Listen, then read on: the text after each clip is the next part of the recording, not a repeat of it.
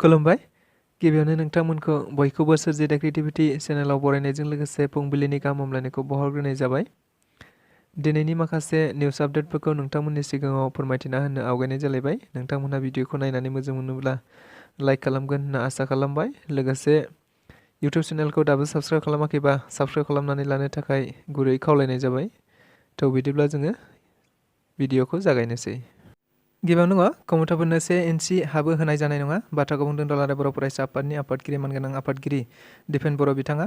आथिखालाव समाजारि बिजों एबा सुबुंफोरनि खुगायाव सोलिबाय थानाय कमतापुर गोदान रायजो सोरजिनो नागिरनायखौ लानानै मैया खौरांगिरिफोरनि सिगाङाव बिथाङा बुंदों, कमतापुर सोरजिनायाव जोंहा जेबो बुंनांगौ गैया, नाथाय कमतापुर रायजो सोरजिनायाव बिटिआर एबा 6 सिडिउल काउन्सिलनिफ्राय गंसेबो गामि आरो 1 इन्सिबो हा हगारनो हानाय नङा होनना बुंथियो आरो बेखौ माब्लाबाबो मानिनानै लानो हाया होनना बिथाङा बुंथियो। लोगोसे बे कमतापुर रायजोखौ लानानै जाय बिथांमोनहा सोमावसारदों बिथांमोनहाबो बे बाथ्राखौ मिथिना लानाया गोनांथार होनना बिथाङा खौरांगिरिफोरनि सिगाङाव बुंथिबावो। एक्स भलान्टियार फर्सनि समायखिरा लानाय हाबाफारि। मैया क'क्राझार जिल्लानि सिङाव थानाय सेम्बोर गामिनि दानसोरां क्लाबआव थांनाय 2022 मायथाइनि 8 दिसेम्बरखालि एक्स भलान्टियार्स फर्सनि गोदान आफादनि आफादगिरि दलिन कुमार ब्रह्म आरो गाहाय नेहाथारि सिन्टु बसुमतारी बिथांमोनहा समायखिरा लानाय जायो। जेराव बे गोदान आफादनि बायदि बिबानगिरि बिथांमोनहाबो समायखिरा लानाय जायो। मख'जाथावदि गोदान आफादनि आफादगिरिया बुंथिनाय बायदिब्ला बडलेण्ड रायजो सोरजिनायानो जोंनि थांखि होनना बुंथियो। लोगोसे बडलेण्ड मोनागौमानि रायजो राजाफोरखौ लानानै सुबुंखान्थियारि नेमजों सोमावसारलांबाय थागोन होनना बिथाङा बुंथिबावो आरो कमतापुरनो बडलेण्डनि हाखौ माब्लाबाबो एसेबो हगारनाय जानाय नङा होनना खौरांगिरिफोरनि सिगाङाव बिथाङा रोखा खालामनानै होयो। अल बिटिआरडि गावबुरा एस'सिएशनआ दिनै गावसोरनि 8थि गायसनथाइ सानखौ क'क्राझार जिल्लानि सिङाव थानाय कारिगावनि गावबुरा भवनाव आफादनि फिरफिला बिरहोनायजों हाबाफारिखौ जागायनाय जायो। गावबुरा बिथांमोनहा बुंनाय बायदिब्ला बिथांमोननि जेंनाफोरा दासिमबो जोबाखै, बेनिखायनो दिनैनि हाबाफारियाव बिटिसिनि चिफ सेक्रेटारि नरेन चन्द्र बसुमतारीखौ लिंहरदों होनना बुंथिबावो। मख'जाथावदि गावबुराफोरखौ सरकारि खालामनायनि थाखाय सिगाङाव बायदि इन्टारभिउ होखांबायब्लाबो दासिमबो गावबुराफोरनि थिसनलाइखौ आथिखालाव बिटिआर गभआ होआखै होनना अजद दैखांदों। जालाखौआ रुंसारि जाबाय। 19 जौथाइनि सासे बर' सावथुननि जालाखौ मुङै मिथिजानाय बिथाङा मैया रुंसारि जाबाय। मिथिनाय बायदिब्ला बिथांनि गुबै मुङा टिकेन्द्रजित नार्जारीमोन।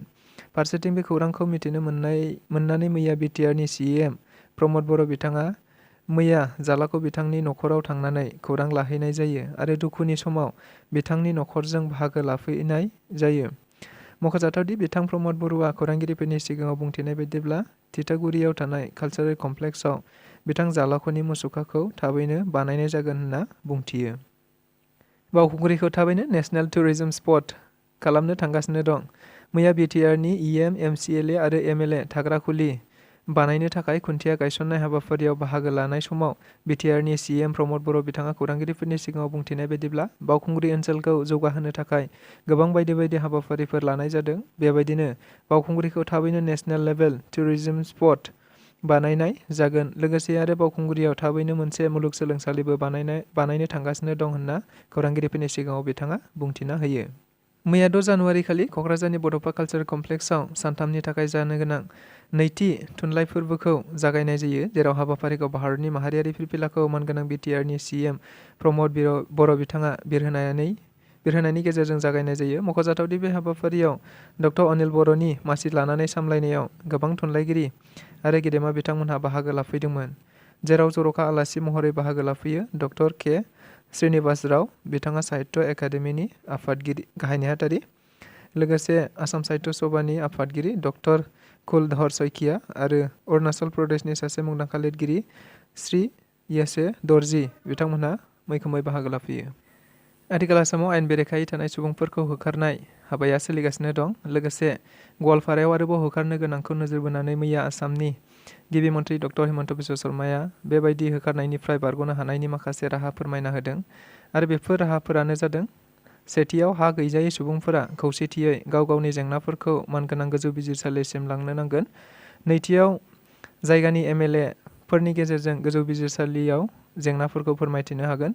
मख'जाथावदि बिथाङा बुंनाय बायदिब्ला दायो एमएलए आरो जिल्ला बेंगिरिफोरखौ बेनि थाखाय बिथांमोनहा बिथोन होनाय जाबाय होननानै बिथाङा फोरमायथिदों। गसाइगाव ओनसोलनि रायजो राजाफोरनि थाखाय मोनसे गोजोनथाव खौरां। मैया गसाइगाव बियाबनि एमएलए जिरन बसुमतारीनि आखाइजों गसाइगाव बाजारनि सारियालिनि साखाथियाव थानाय गोदानै लुफुंजानाय बाजार मुंनि शपिं मलखौ बेखेवनाय जायो। बिथाङा बेखेवनाय हाबाफारियाव बाहागो लानानै खौरांगिरिफोरनि सिगाङाव बुंथिदों दि बेबायदि थायोब्लासो टाउनआ समायो आरो बेनि गेजेरजों गसाइगाव टाउनखौ समायहोनायाव भागदारि जाबाय।